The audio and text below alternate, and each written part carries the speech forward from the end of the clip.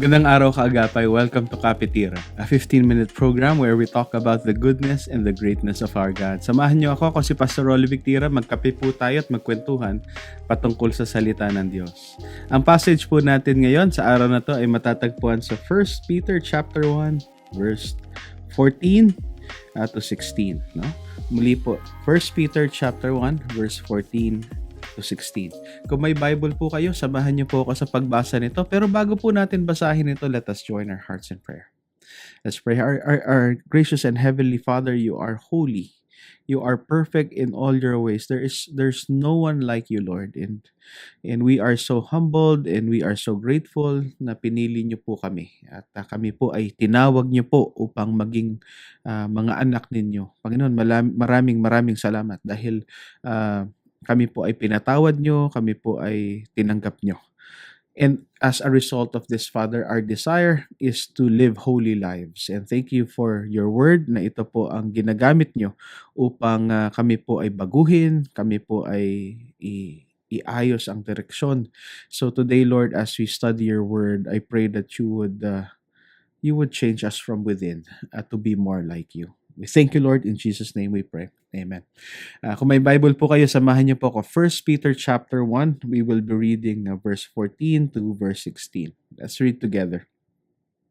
1 Peter chapter 1, verse 14 to 16 says, "As obedient children, do not be conformed to the passions of your former ignorance, but as he who called you is holy, you also be holy in all your conduct.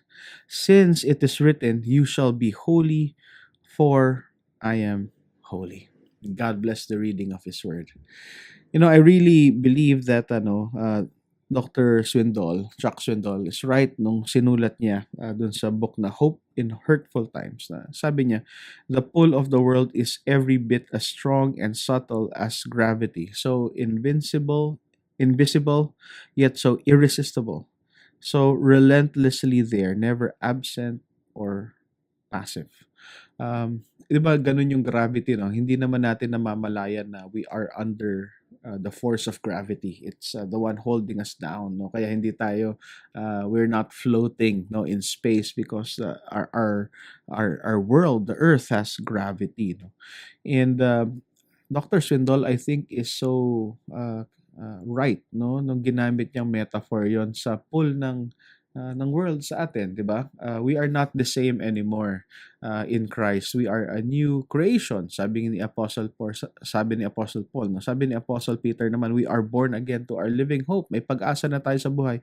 Pero there are things in this world that causes us to be tempted to go back to the old ways. We are constantly tempted to trust in ourselves, to trust in things that are provided by the world and not by God. And so we need certain things that would to use the line of a popular Broadway musical, no, we need certain skills, no, so that we might be able to defy gravity, no, tong gravity ng mundo na ito, no.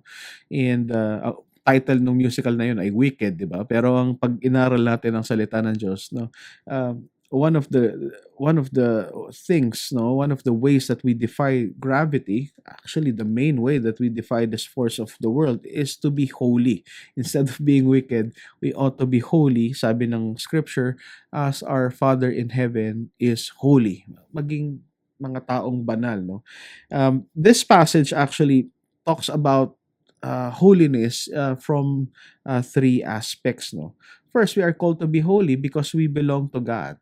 Second, we are called to be holy because God's being, yung His being is marked by holiness, no? Yung pagka-Diyos niya, ang suma total nun, yung pagkabanal niya. And finally, it talks about how we can become holy. How do you become holy? It's also written down in our text today. But first, the text that we studied today, no, we read a while ago, actually puts it plain that we belong to God. In fact, if we extend yung passage natin to verse 19, ganito yung mababasa natin, no? Sabi ni Apostle Peter, as obedient children, di ba? Do not be conformed to the passions of your former ignorance, but as he who called you is holy, you also be holy in all your conduct, since it is written, you shall be holy, for I am holy. And if you call on him, notice the language, no? And if you call on him as Father, who judges impartially according to each one's deeds, conduct yourselves with fear throughout the time of your exile, knowing that you were ransomed from the futile ways inherited from your forefathers, not with perishable things such as silver or gold, but with the precious blood of Christ. So notice the language here. No, Peter is using a language of belonging. No, as obedient children. No, in fact, the yung original language here has the sense of has as a children of obedience. No, children of obedience, meaning to say we become children of God. For obedience and by obedience, no, when we obey his call to repent, to turn from our ways, and to accept him, to receive him as savior and lord, putting our faith and trust, full confidence in him, that obedience makes us obedient children, no, children of obedience sa Panginoon, no. And because of this dynamic, we can now boldly call God in heaven Father, di ba? We have this relationship with him anymore. It's not detached but very personal. We have a new father now, in contrast to our forefathers. No, Peter makes mention of the futile ways inherited from our forefathers. Now, this element here is very important. No, kasi dapat maintindihan natin that our pursuit of holiness, yung desire natin na maging banal katulad ng ating Ama sa Langit, hindi ito para maging anak niya. Ito ay dahil anak niya na tayo, no? In our former state, yung sinasabi ni Peter dito na futile ways, no? Wala tayong kakayanan na maging banal. Wala tayong kakayanan na to please our Father in heaven. In fact, we cannot call him Father in this way in our former existence, former life. But now that we are his children, now we can. So if you can be holy. Yun yung yun yung paalala ni Apostle Peter, no? This is the same thing that Paul mentions, Romans 12:1 and 2. I appeal to you, therefore, brothers, by the mercies of God, to present your bodies as a living sacrifice, holy and acceptable to God, which is your spiritual worship. Do not be conformed to this world, but be transformed by the renewal of your mind, that by testing you may discern what is the will of God, what is good and acceptable and perfect. So wag na daw tayong makikisama sa hulman ng mundo to. Pero we have to be transformed, no? Sa ating thinking, because we belong to the Lord, no? And if we belong to the Lord, it's also very important to be reminded na anong klaseng father ba yung ating to whom we belong right now as his children.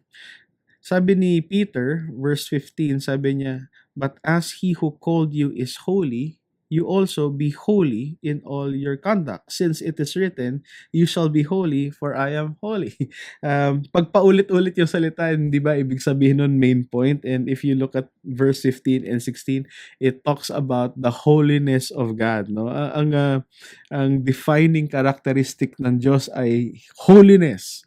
Gaya na sabi ko, pag paulit-ulit yung salita sa Bible, ibig sabihin importante siya. So for example, si Jesus, whenever he teaches, he uses the word truly, truly, or amen, amen. I say to you, unless a wheat of grass falls to the ground and dies, it does not bear fruit, and so on and so forth, diba? Truly, truly, I say to you, unless you are born again, you will never see the kingdom of God. Yung mga ganong klaseng pananalita, truly, truly. Ibig sabihin, importante. Now, in all of Scripture, there is only one place, I think, where a word is triplicated, I should say, 3 times, used 3 times. No? And I would like to turn your attention to Isaiah chapter 6, 1 and 3.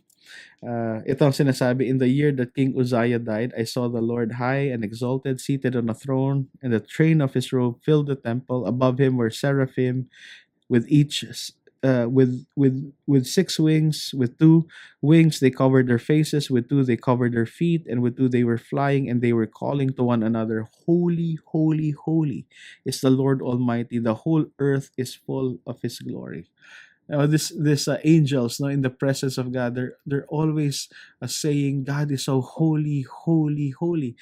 Sabi nga, they're not saying that God is merciful, merciful, merciful, although that's true of him.